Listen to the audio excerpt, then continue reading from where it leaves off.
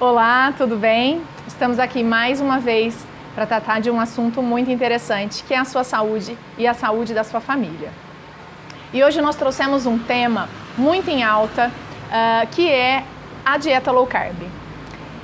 Eu escuto todos os dias nas lojas clientes comentando que estão fazendo dieta low carb, mas que não estão conseguindo obter resultados satisfatórios. Maressa, o que acontece que eu estou fazendo, mas não emagreço? Eu preciso emagrecer ainda mais um tanto, estou me matando e não estou conseguindo.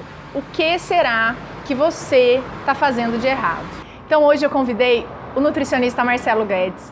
Muito obrigada, Marcelo, nosso grande parceiro, nutricionista desportivo e clínico funcional, para esclarecer algumas dúvidas e comentar esses erros tão comuns de quem faz dieta low carb.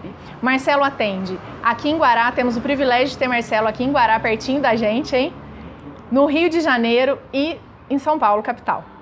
Marcelo, muito obrigado por estar aqui com a gente hoje. Eu que agradeço a oportunidade, agradeço o convite e é um prazer estar aqui com você conversando sobre saúde. Marcelo, em primeiro lugar, eu gostaria que você explicasse o que é considerado dieta low carb e por que ela se tornou tão popular.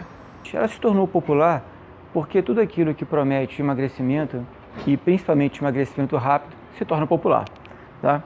Agora, o conceito da dieta low carb, ela é até confusa, mesmo no ambiente científico, que é a nossa base de informação. Ou seja, nós temos autores que classificam a dieta low carb como tendo em torno de 20% de carboidratos na distribuição calórica do dia. E temos autores que citam cerca de 40%.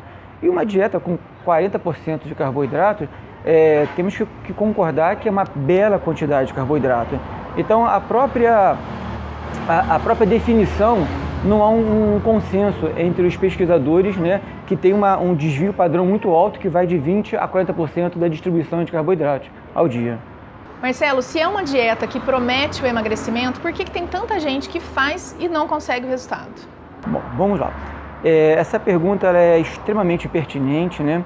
E ela abre margem a um debate um pouco mais profundo, né? A redução de peso, né? O que a gente chama de lipólise, ou seja, a capacidade do corpo em mobilizar a gordura e oxidar a gordura, ela não depende exclusivamente de fatores de restrição de carboidrato. Existe toda uma base metabólica por trás disso que pode otimizar esse processo ou comprometer. Então hoje nós temos várias questões que muitas vezes não são investigadas antes de se adotar a conduta low carb. Então, por exemplo, você tem marcadores de inflamação, você tem questões da disbiose, você tem questões de polimorfismos, você tem questões hormonais envolvendo, por exemplo, alta concentração de SHBG com baixo nível de testosterona, você tem questões importantes como um TSH suprimido, T4 baixo, pequena conversão de T4 em T3. Você tem todo um ambiente inflamatório que esse paciente pode estar apresentando, com alterações de PCR, de fibrinogênio, no próprio série branca do hemograma.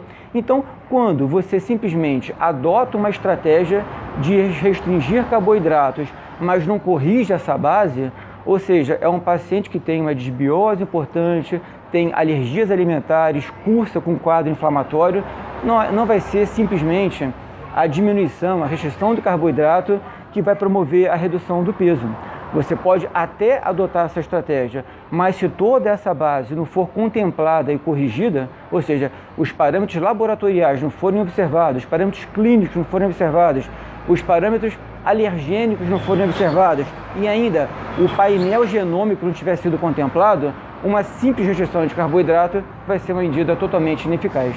Por isso que muitas vezes as pessoas partem para essa estratégia, não têm resultados, ficam frustradas, mas porque não houve uma base terapêutica. Quando se fala dieta low carb, muita gente acha que é totalmente sem carbo, zero carbo, e em contrapartida, pode tudo que é gordura saturada, gordura, bacon, ovos, embutidos, muita carne de churrasco, que isso tudo é liberado. A gente percebe muito isso aqui nas lojas. Queria que você falasse um pouquinho sobre isso. Ok. Isso aí também é um outro erro conceitual, né? como eu falei, a dieta low carb ela tem a seu intervalo de permissão de carboidratos, né? Já uma dieta com total restrição de carboidratos, ela é chamada de dieta cetogênica. O que, com base na literatura, ela também pode ser utilizada em alguns casos. Por exemplo, pacientes com quadros convulsivos, alguns podem responder bem a uma dieta cetogênica. Algumas doenças autoimunes também têm uma boa resposta à dieta cetogênica. Então, é um protocolo que também poderá ser utilizado mediante uma avaliação bem feita. Dando continuidade à pergunta, então, quando a pessoa acha que quer cortar radicalmente os carboidratos e usar e abusar dessas gorduras, o bacon, os queijos, creme de leite e tal, embutidos, a gente já parte de novo para uma análise um pouco mais detalhada, que daria margem a falar muito mais. Vou tentar resumir aqui bastante. Bom, vamos lá. O consumo abundante dessas gorduras saturadas pode levar o paciente a um quadro chamado de endotoxemia, ou seja, ele vai promover uma desregulação no seu ambiente intestinal, chamado de microbioma, né? Que é essa interação dos genes da flora com os nossos genes, né?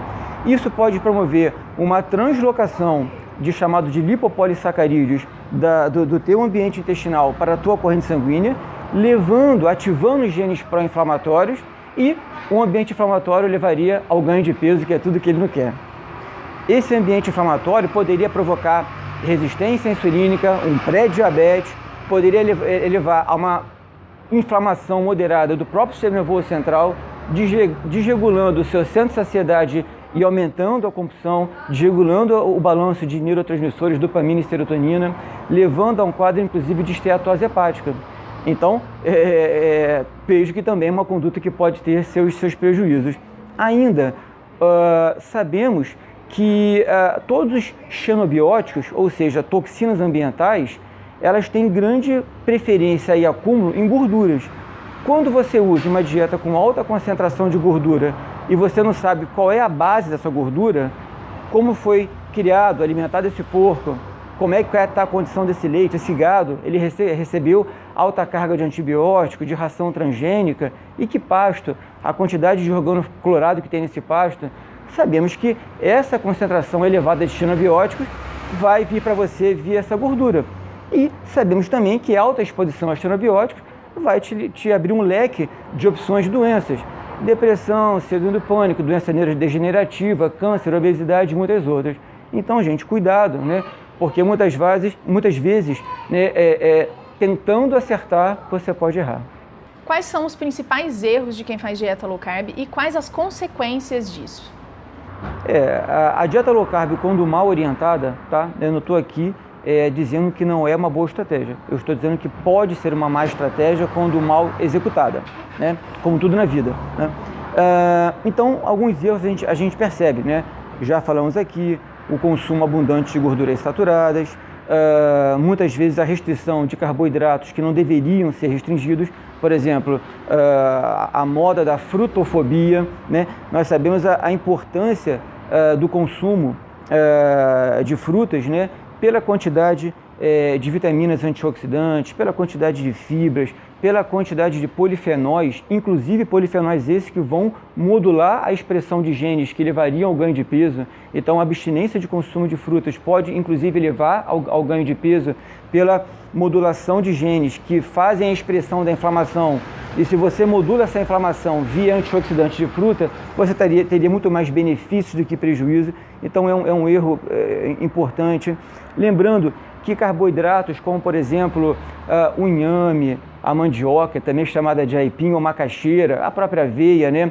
Eles são fontes importantes de elementos pré-bióticos, que novamente a gente volta a falar do intestino, e a modulação da microbiota intestinal é um fator importantíssimo, talvez um dos mais importantes para promover a regulação do metabolismo e a redução do peso. Então, a gente percebe esses erros importantes, erros assim que vêm de princípios básicos que não são contemplados, né?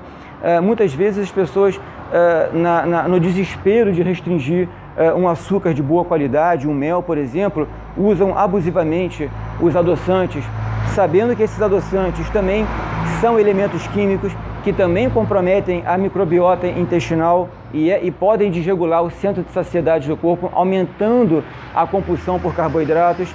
Muitas vezes sabemos que esses adoçantes químicos, eles podem ativar os genes que aumentam a expressão de citocinas pró-inflamatórias, e o quadro inflamatório é um quadro que leva ao ganho de peso. Então, muitas vezes você desmamar do açúcar e aprender a saborear o alimento, ou usar numa fase inicial um açúcar de boa qualidade em pequena quantidade, seria uma estratégia muito mais eficiente do que simplesmente usar o adoçante. A dieta low carb é contraindicada para algum tipo de paciente? As contraindicações, elas seriam muito pontuais. Exemplos, né? Se eu não tenho um polimorfismo de genes como pipargama, FTO, MC4R, ou seja, o meu painel genético ele é favorável, eu posso ter um consumo adequado de carboidratos, lembrando que eu preciso saber a qualidade desse carboidrato, né? Nem todo carboidrato é igual. Então, isso é uma questão básica. Por exemplo, pessoas que treinam alta performance, tá? Geralmente a restrição de carboidratos pode comprometer a qualidade desse treino, principalmente no que diz respeito à reposição de glicogênio muscular e manter uma alta performance no dia seguinte. Então, nem todo atleta tem condições de fazer uma low carb, dependendo da intensidade desse treinamento. Mesmo de esportista que treina em alta performance, restringir carboidratos pode gerar um prejuízo na qualidade do treino. Uma coisa importante também que a gente pode considerar é o seguinte: alguns trabalhos, né, mostram algumas repercussões negativas, por exemplo, no metabolismo, com restrições severas de carboidrato ou restrições de carboidratos por tempo prolongado. Uma das mais importantes, destacada pela literatura, é como se fosse o mecanismo de defesa do corpo em caso dessas restrições, diminuir a conversão do T4 em T3, e se você tem uma menor síntese de T3, seu metabolismo cai drasticamente, você entra numa curva de ganho de peso. E para a gente finalizar, Marcelo, eu gostaria que você deixasse as suas recomendações para quem faz dieta low carb ou para quem quer fazer. Bom, é importante considerar que no processo da terapia nutricional, muitas estratégias são úteis, tá? E toda estratégia pode e deve ser utilizada com base em embasamento. Então, que embasamento é esse? Aquilo que eu já abordei aqui: anamnese clínica, perfil antropométrico, perfil laboratorial bem interpretado, painel genômico, exames de alergias alimentares. Então, você tem uma gama de fatores para poder conhecer melhor esse cliente, esse paciente. E com base nesse somatório de informações é que você vai começar a selecionar qual a estratégia, né? Se você é necessário usar a cetogênica, ou a low carb, ou a em carbo em percentuais normais, ou o jejum intermitente, ou a plant-based, ou você pode inclusive ciclar as estratégias, que também isso tem sido bastante discutido no ambiente científico.